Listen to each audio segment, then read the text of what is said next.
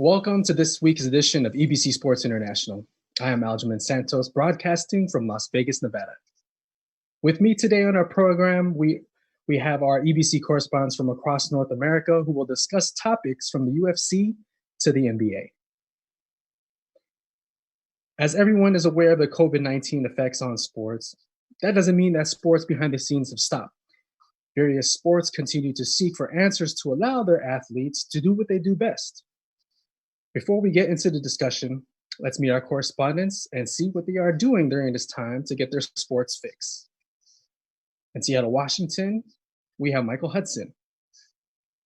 How you doing, Alman? How you doing, everybody? Blessed, humbled, and happy to be here tonight. For me when I work on my fix right now, I do walking, and more walking as long as I'm getting my 10,000 steps in. Awesome. What's up, Mike? In Washington, D.C., we have Ken Cruz. What's up, Ken?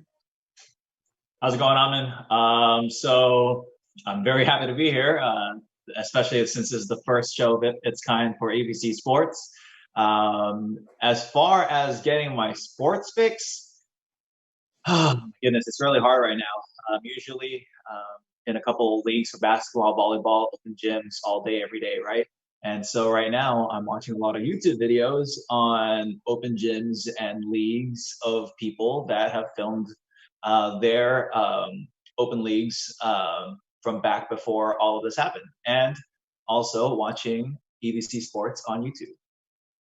Awesome. Thanks for joining us, Ken.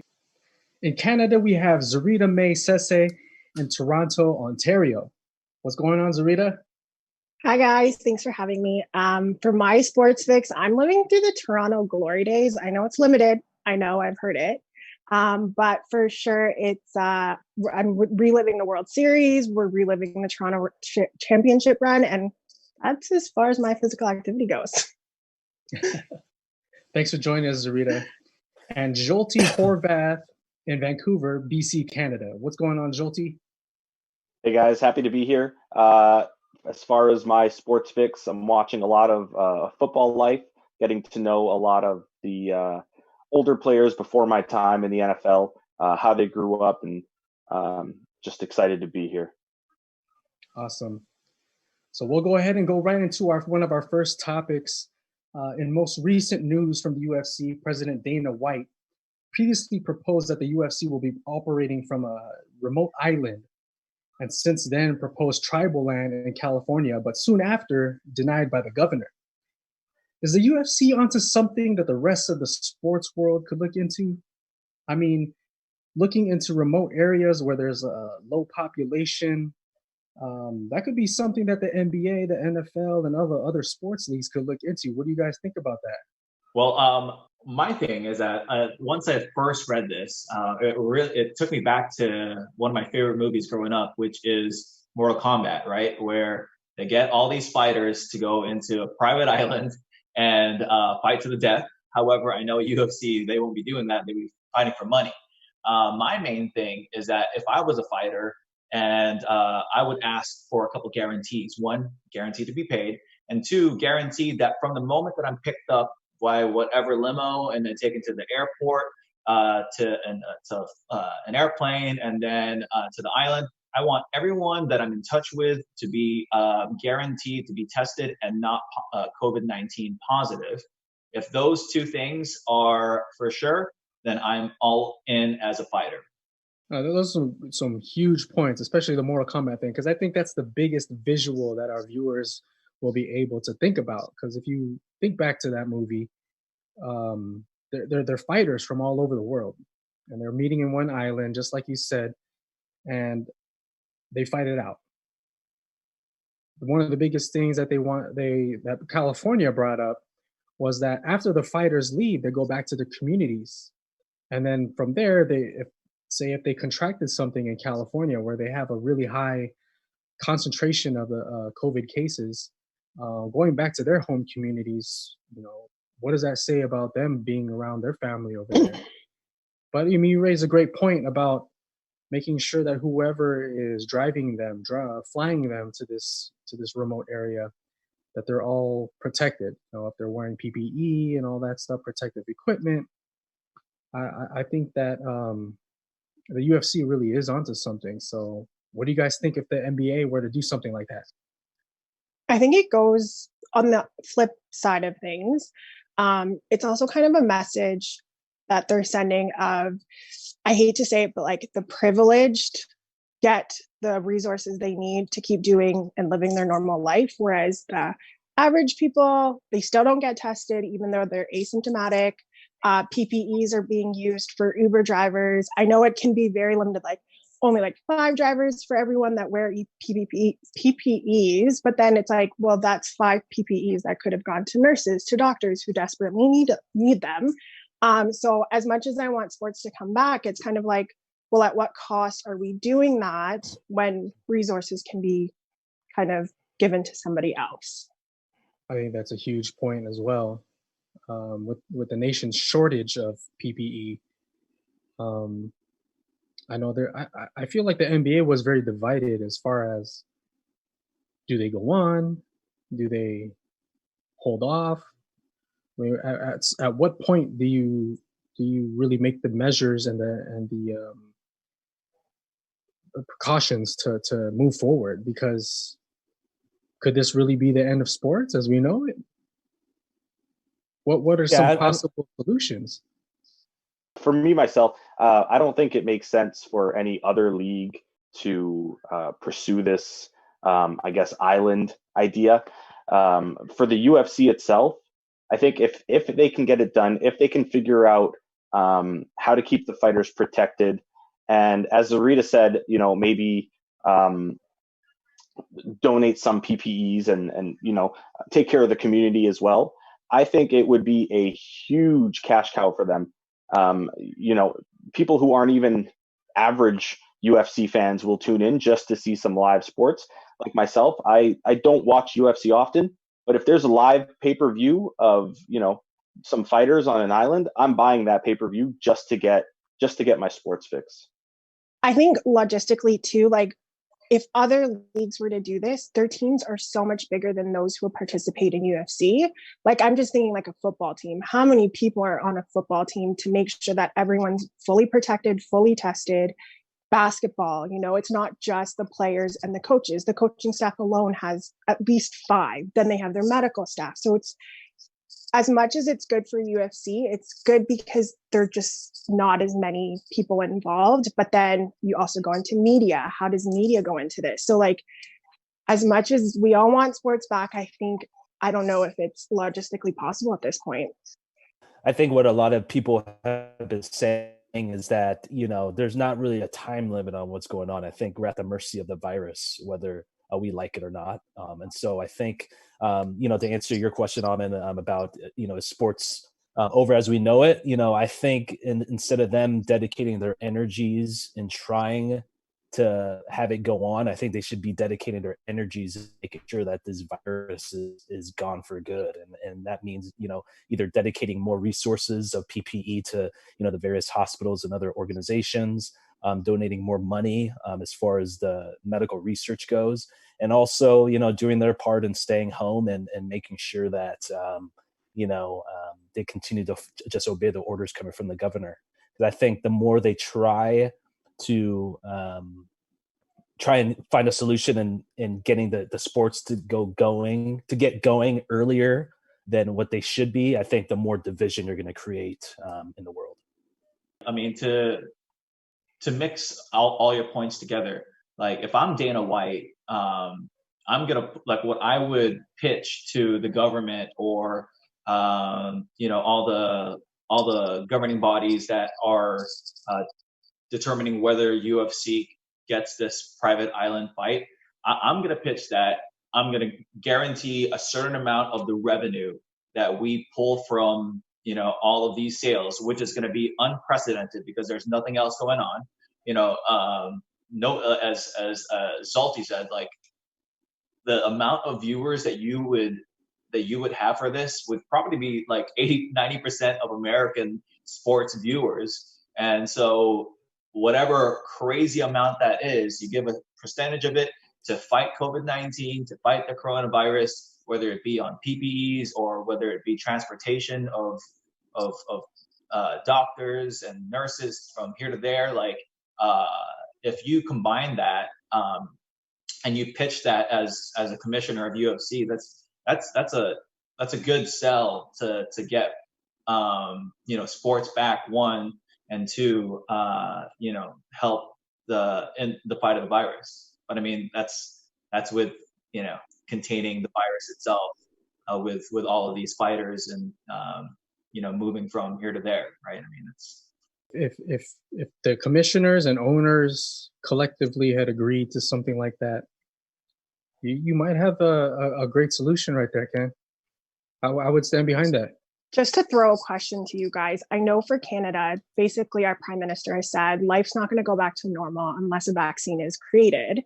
And I know some NBA executives have said, we're not going to have fans here until a vaccine is created. So how much do you think the fans being physically at these arenas, these different fields and things like that, play a factor into the whole experience? Because I remember when the NBA was still debating whether or not they should allow fans, it's like, well, what do we do with like the intros? Like, do we get as hype when we're introducing players? Like, are they going to have like the cheering sound effects? Like, how much do you think fans physically being there impact the experience?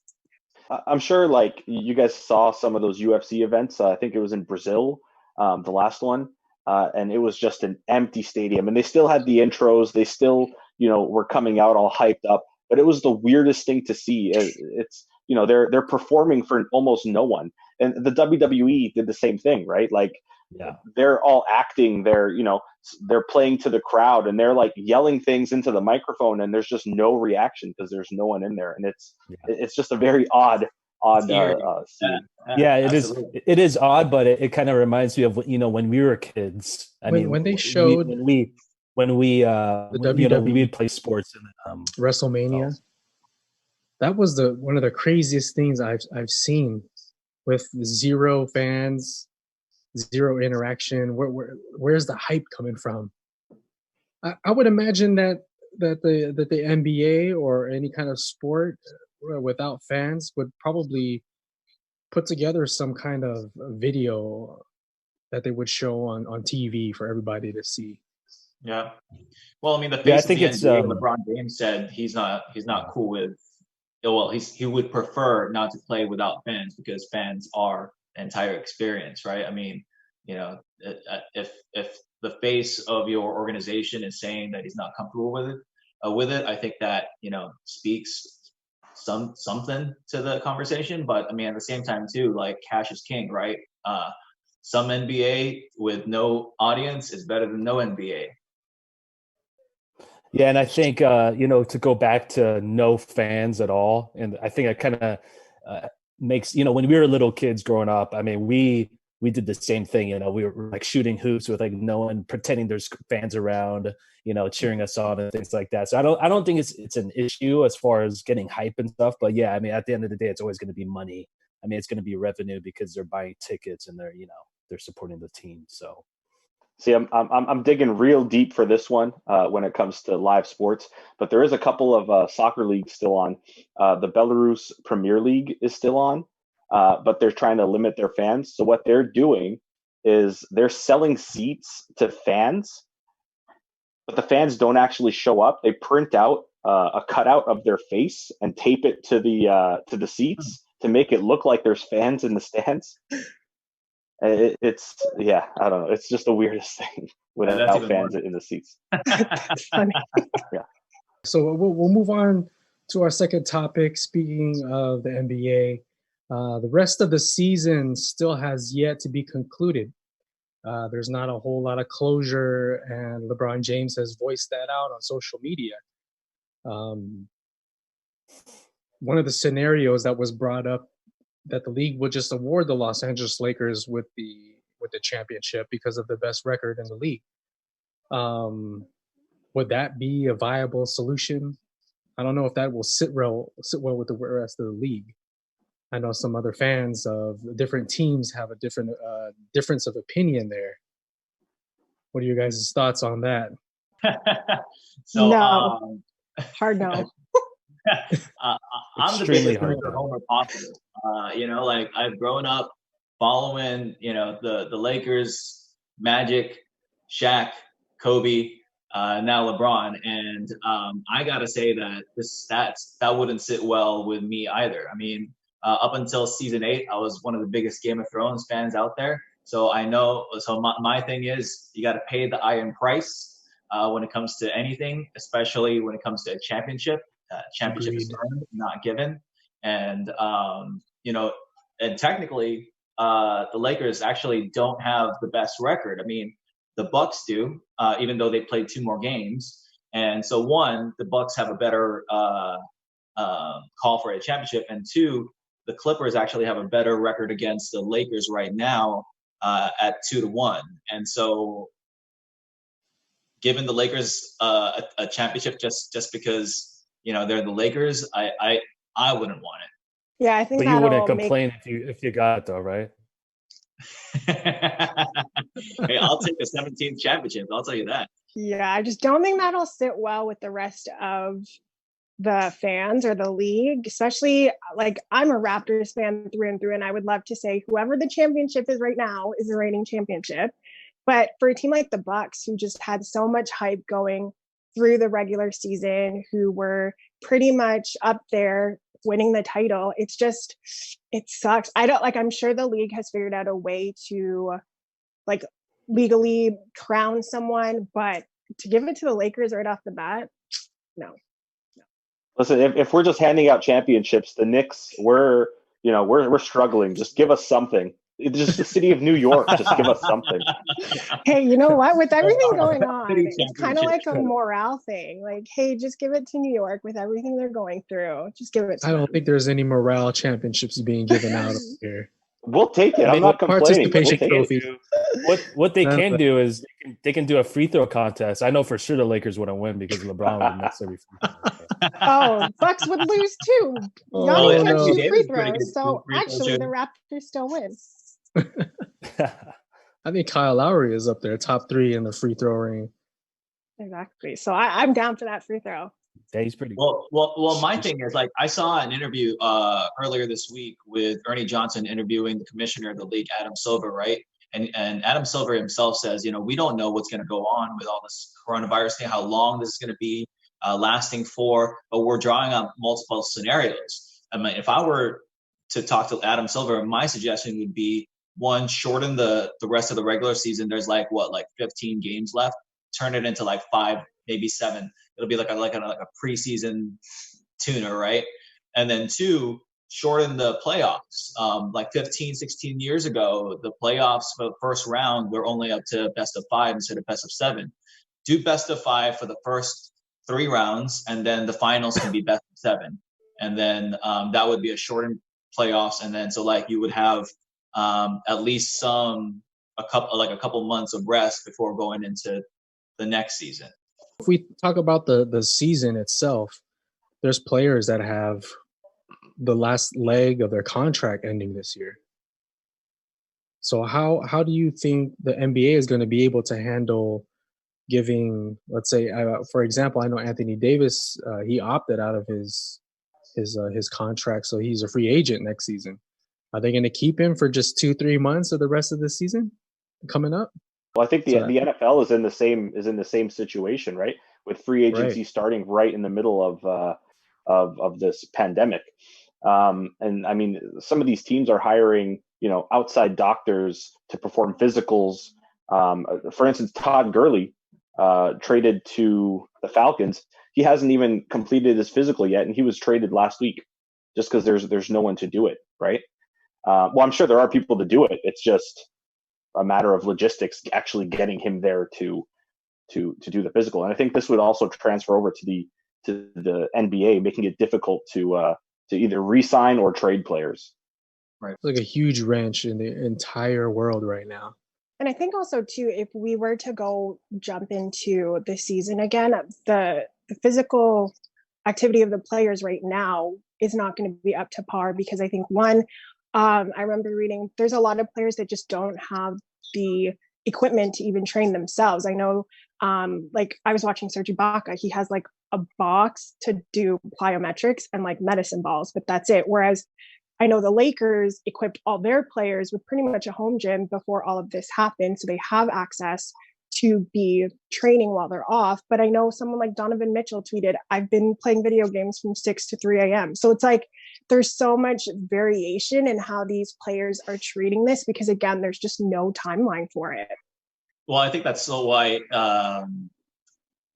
you would, if you're Adam Silver, you would definitely consider delaying the start of the next season if you need like a couple warm-up games or warm-up exhibition matches with, I don't know, with other countries or whatever before the start of the finish of this regular season / playoff / championship. But I mean, it's going to be a risk, but I think it's one of those things that like the players will be willing to finish either way, just because. Would you shorten the next season as well, though? Because if you play the entire regular season and playoffs next year, it's just going to be constantly delayed year after year, right? I think it'll be like you probably have to extend the off season. Yeah, either that, extend it, or be like the year that they had the lockout where it was a shortened season, but it would be like two shortened seasons back to back. Yeah, they would have to get back onto a regular schedule if that would even be possible. It would be like 265 game season, something crazy like that. We'll when we return, we'll talk about Tom Brady's projected success in Tampa Bay and expectations of The Last Dance, a Michael Jordan documentary. Don't go anywhere. We'll be back in a moment.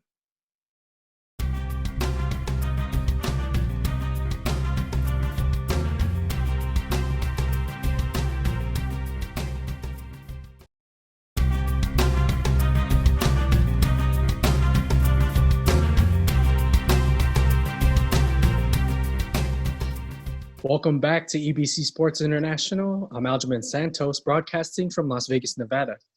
Thanks for staying with us. Before the break, the bunch of us had been talking about Donovan Mitchell and Rudy Gobert's relationship. The two seem to be having a little bit of a negative interaction lately, and it seems like the relationship is on the rocks.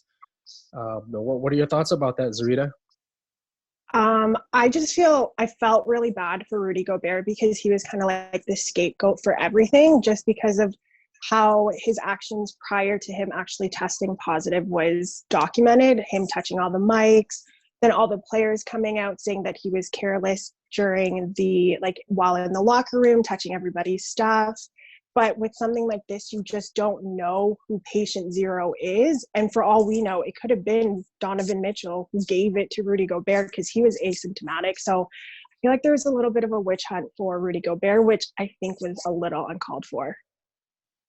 I think a lot of us were like the entire nation was like unaware of the depth of seriousness COVID-19 was at that time. And so, Rudy Gobert, including so many different Americans, had that, were kind of like downplaying how crazy this would be. No one was talking quarantine. No one was talking about how, the NBA was going to be canceled or postponed, that kind of thing. And so at that time, it was just like, this guy just like spread his germs and now everyone's going to get it. It's kind of reminded me of like how, it was like before my time, but like how Magic Johnson had the whole AIDS thing. And so where like players didn't want to play with him, they were outspoken about it. But I mean, like this one was kind of like in the beginning stages of COVID-19, the coronavirus. And so for him to get all that hate, I think it was a little too early and a little too much, especially from his own teammate, who, he may not have received it from, right? Whether or not, obviously he didn't know he had it, right? And no one knew he had it at that time when he's, touching all the mics and touching all their, like everyone's stuff. But whether I'm sick or not, I don't want Mike coming into the locker room and, touching my water bottle and stuff like that, right? Like that's just, it's uncalled for. So yeah, it may be a bit of a witch hunt, but I don't want to play with someone like that, right? Like who's not respecting boundaries, right? Right. And I think there's speculation about the relationship of Donovan Mitchell and Rudy Gobert prior to this COVID-19. There's speculation about the two not being able to play well with each other. And, there's even talks about the Lakers wanting Donovan to go to the Lakers because of that. But I don't know. I think that it's really unfair to treat Rudy that way because there's really no way of knowing. Yeah. The whole country didn't know. Do you guys remember like that exact night? Because I feel like that will forever be ingrained in my head of watching it in real time through, I don't know about you guys, but I was following it through Twitter.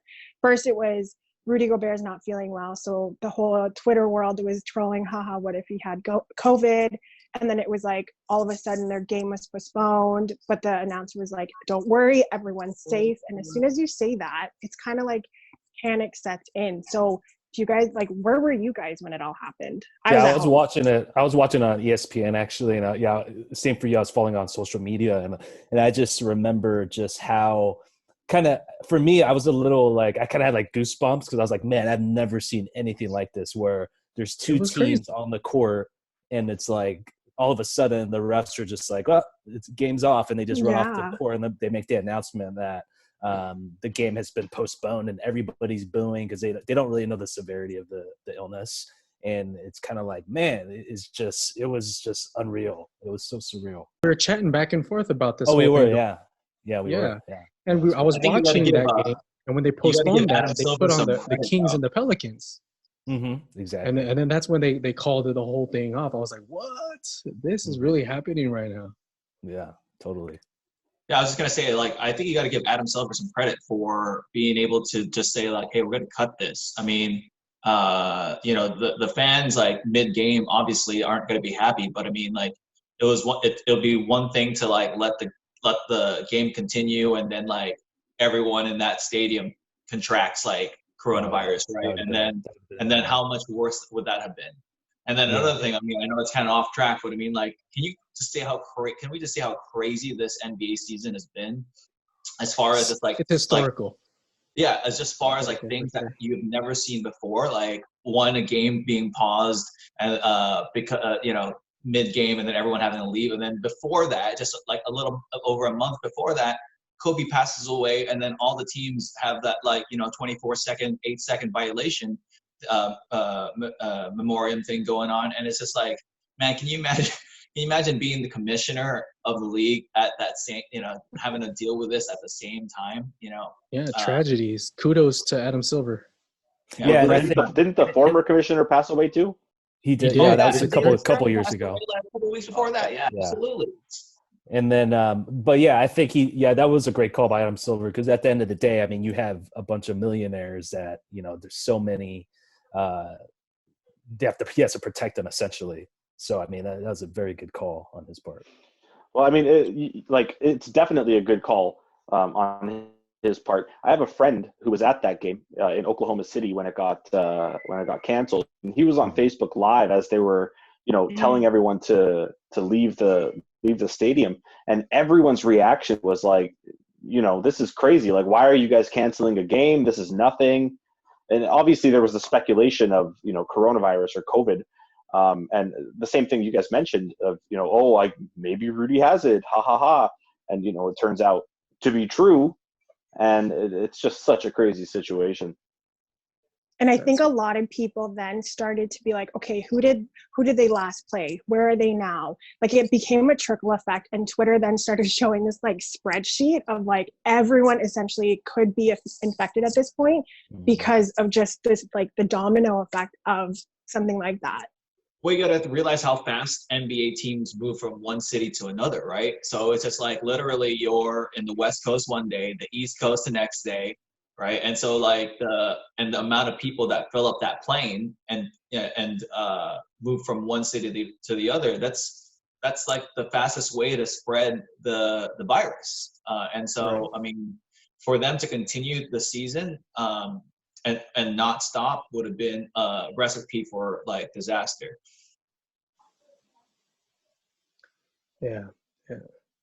That's It's definitely some interesting times right now, especially in the sports world. There's something that's brewing around in this whole thing that's pretty unknown for everybody. We'll move on to the next topic. The NFL's latest news created a stir in the league about Tom Brady landing in Tampa Bay to play with the Buccaneers. Some of the feedback wasn't too favorable for Brady's decision, and some saw it as a possible success story. What are your thoughts? Sink or swim, Mike? Oh, he is swimming. He is swimming. He's doing some backstrokes. He's doing some butterflies. He's doing it all, man. And I'll tell you why. So it's going to start with the coaching staff, right? You have Bruce Arians, who has a plethora of experience molding and improving upon quarterbacks that he's worked with. Ben Roethlisberger, Andrew Luck, Carson Palmer. The list goes on and on. You have Tom Moore, who's basically the quarterback whisperer of the NFL. He's worked with Peyton Manning for many years, and you see how successful Peyton Manning is. So I think that's the sole reason why Brady went to Tampa Bay, is because of the success of the coaching staff and what they can do for him offensively. Second thing is that, he doesn't have one, but he has two Pro Bowlers from last year, and Mike Evans and Chris Godwin, wide receivers. And, he has two other great tight ends, and Cameron Brate and O.J. Howard. So historically, when you look at Brady's career, when he's had weapons of that magnitude, the numbers were endless. I mean, he broke the touchdown record. I believe he had 50 touchdowns. This was in 2007. It was broken by Peyton Manning, but he did hold the record. And also he led the league in yards that year as well. Another interesting fact about the Tampa Bay Buccaneers is that they were 7-9 last year. 7 of those losses were in single digits. And Jameis Winston, who was their quarterback last year, turned the ball over 20 times in those 7 losses. Brady only turned the ball over 10 times the entire season. So, I mean, I think it's safe to say that, historically, Brady hasn't really turned over the ball that much. And so bringing in someone who's proven time and time again that he's clutch when it matters, bringing in that championship mentality, winning 6 Super Bowls is definitely going to put this team in the higher echelon of the league. Before I get to my point, I'm going to try to do my best Brady impression this coming year. I am sinking. There is no way this works out. Let me tell you why. He has no running game. None. Who are their running backs? Ronald Jones, Peyton Barber. They got like 700 rushing yards last year combined.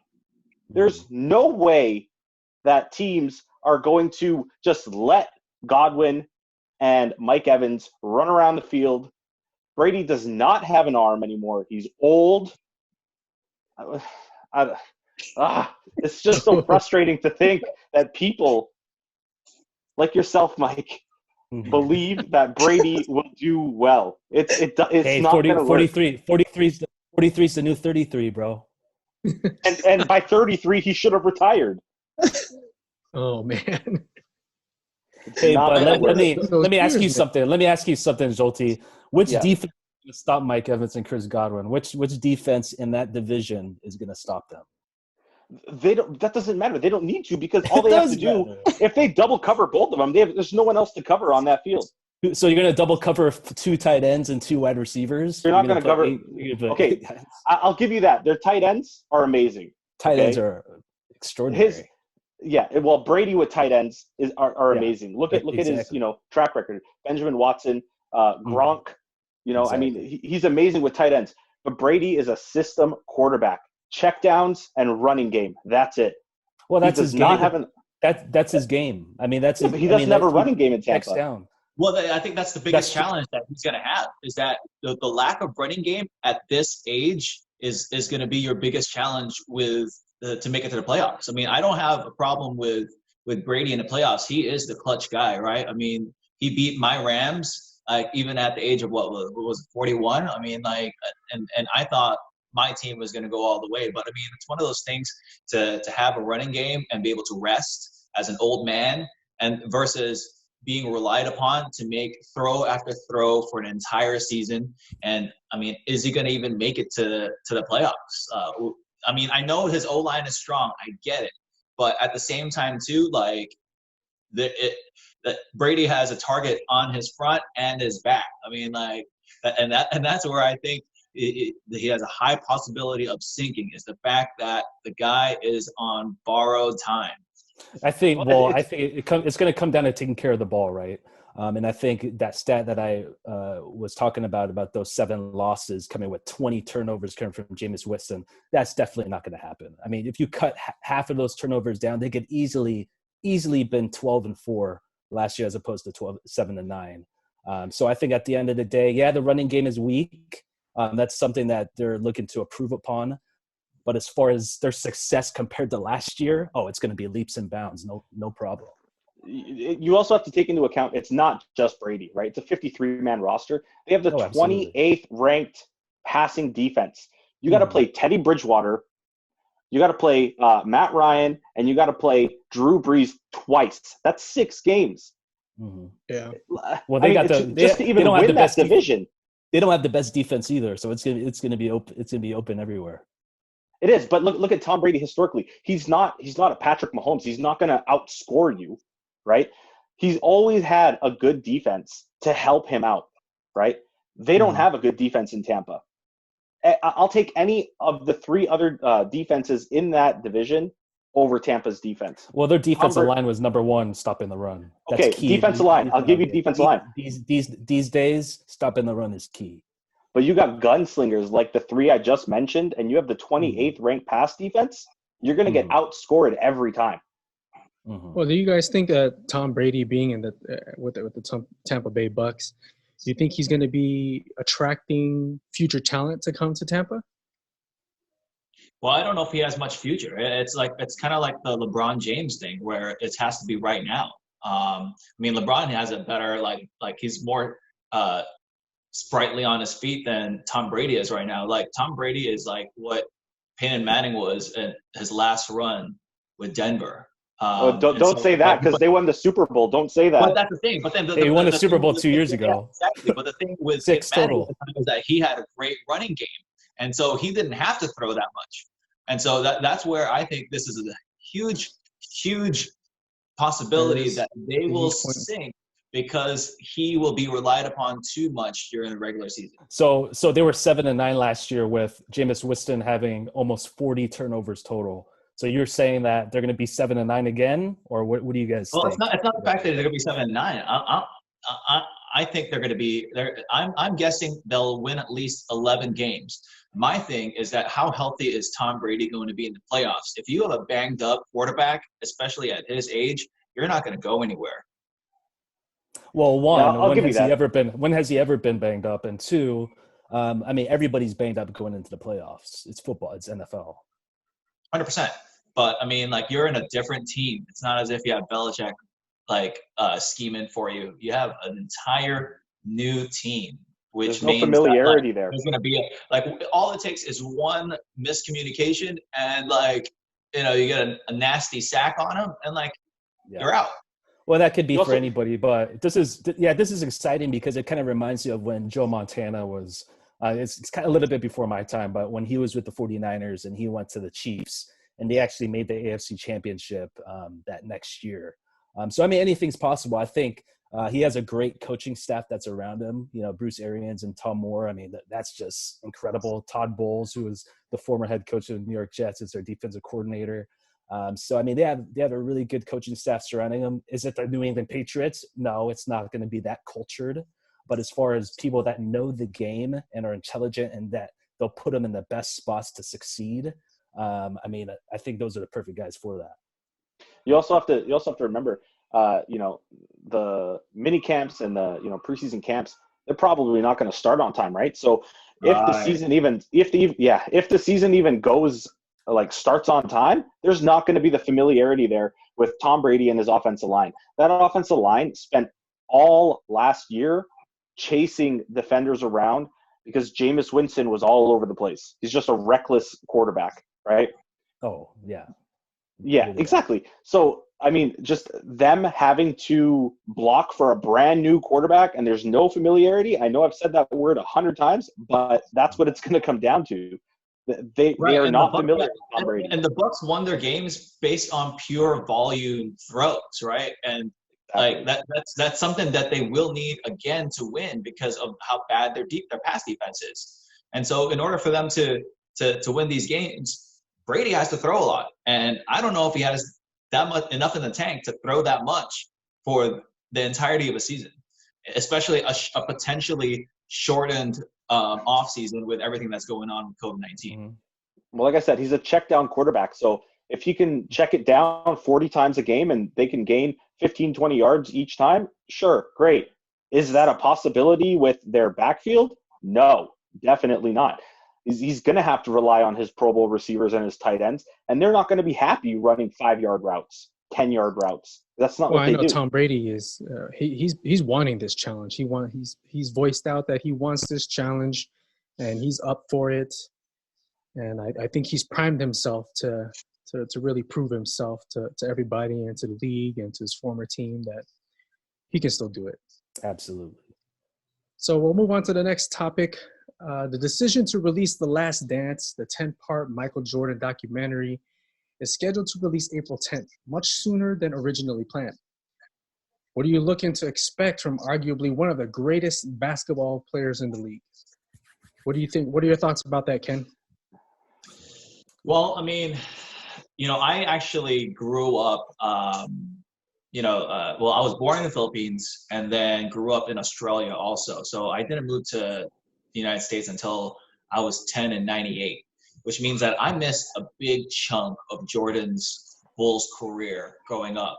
And so this opportunity with, I read 10,000 hours of footage, 10,000 hours of footage, 10 episodes, squeezed in over 100 interviews, squeezed into 8.5 hours. I mean, I'm looking forward to it. I've seen some of the previews, and like seeing high definition Jordan do his signature fadeaway is something I am more than looking forward to, especially since I am tired of watching ping pong on ESPN. I need something better. I need something of higher quality. That and being in DC now, I mean, it's going to be a hot topic for us over here, especially the fact that he played his final years with the Wiz. And, it's going to be something that I think is going to have a lot of chatter in all social media forms, especially not just in Chicago, but here in DC. Well, to piggyback on that, I was kind of the opposite. I grew up here in the States and huge Jordan fan, posters on the walls and everything. And so I remember vividly that season watching it when the NBA used to be on NBC. It seemed like every Sunday these guys were on. And, this team has the attitude, they had the physicality, they had the intelligence, they had the spunk, they had the charisma, they had it all. They were must-see TV every single night. And mark my words, there's great basketball documentaries out there like Hoop Dreams and things like that. But this is going to be hands down the greatest documentary ever created. Better than Space Jam? Well, I mean, Space Jam documentary. Nothing could beat that. I mean, that's one of the best documentaries. Hey, Bugs Bunny has a nasty crossover. Yeah, Jordan also has a 20-foot arm too, Mm-hmm. There you go. And I think what's great about this is that there's a lot of people that did not grow up in the Jordan generation, so they're really going to see how he was as a leader and as a player. So I'm really excited to see that dynamic because I think we all got a little piece of Jordan's human side when he made that speech at Kobe's not funeral, but the ceremony. Memorial service. Yeah. We really saw how humanized he was, and so it's gonna be really cool to just see him how he is, like talking to his teammates, how they game plan and things like that. So that's real quick. Don't get me wrong. Australia, we only had 2 teams really popular at that time when I was a kid, because we were subject to just watching VHS. Nothing was really live in Australia. It was either the Lakers or the Bulls. So I was fans of both. I got to find a picture, but there's a picture. Me and my brother had matching Bulls leather aviator jackets, and it's something that I prize wearing every time I could until I outgrew it. So fond memories of watching Jordan on videotape. I wish I could watch him live, and so I'm looking forward to this. Tell you what, I grew up in that era that Mike was talking about, where I was too young to watch Jordan live. So over the past probably a week or so since they announced it was going to be released, I've been watching some Jordan clips on YouTube, including I think they have a video of the last 3 minutes of the '98 finals, which is a great clip. And before we move on to someone else talking about this, let me just say that I believe Jordan could come back and start on an NBA team today more than Tom Brady is going to be successful in Tampa. Okay, I'm a huge Tom Brady fan, but I'll give you that. Yeah, Jordan would average at least 20 a game right now, easy. There are videos of him taking challenges from the young rookies and things like that, even long after he's retired, and he still has the jump shot, man. It's undeniable. I am devastated he's not on the horse challenge for this NBA. That would the have been. NBA definitely needs to think about that.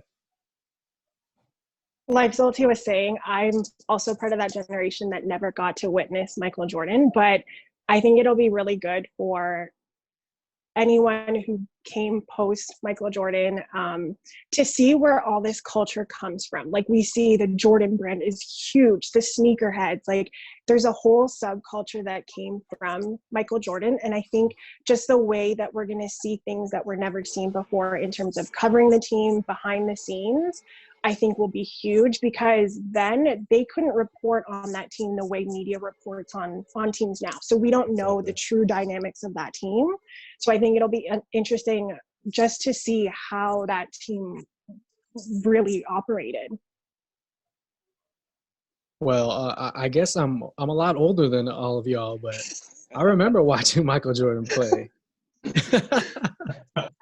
I remember that finals, that Eastern Conference Finals against Reggie Miller and the Indiana Pacers. Man. That was one of the craziest series I've ever seen him play. Amazing. That was just watching the two go at it. Oh man. And back then the NBA was a lot more physical than it is now. Way more. They would let the players get away with elbows, choking, stepping over people, you name it. It was happening. I think it's going to surprise a that lot of series people. was so fierce. Yeah, like a flagrant foul today was like a normal foul back in those days. Even called. I mean, even if it was to called, right? yes, exactly. Yeah. Look at Bill Lambier's fouls on Michael Jordan back in the day. Oh gosh, yeah. That was. I'll talk to Bill the next time I see him at the Las Vegas Aces. I remember. You remember watching those? Did you watch the documentary? You remember those fouls? Oh yeah, that was like uncalled for, and those were just like, oh, it's all right, no call, non-call. Oh yeah. But to go, but what in the world? But, can you imagine? But Amin, to go back to the Eastern Conference Finals, I think it was cool to see when Game 6, when the Bulls lost and Jordan guaranteed to win Game 7 and they won. So that just goes to show the whole mystique around Jordan, just how clutch and how masterful the player is. Oh, he's super. I think just to add to Mike's thing, just the whole mystique of Michael Jordan alone, like, he is a very private person. So for us to be able to get a glimpse of what he's like off the court, I think it will bring in a lot of people. Yeah. I think the documentary is going to be great, everybody. We're all looking forward to that. That's all that we have for this week's edition of EBC Sports International. Thank you for joining us. I want to thank our correspondents from the different areas all over the world to join us today. Be sure to tune in next week. Make sure you visit our websites at eaglenews.net and eaglenewslive.com. Like us on Facebook and follow us on Twitter at twitter.com/eaglenewsph. Share your thoughts and comment. We'd love to hear from it. Thanks for watching. I'm Aljamain Santos. We live in interesting times.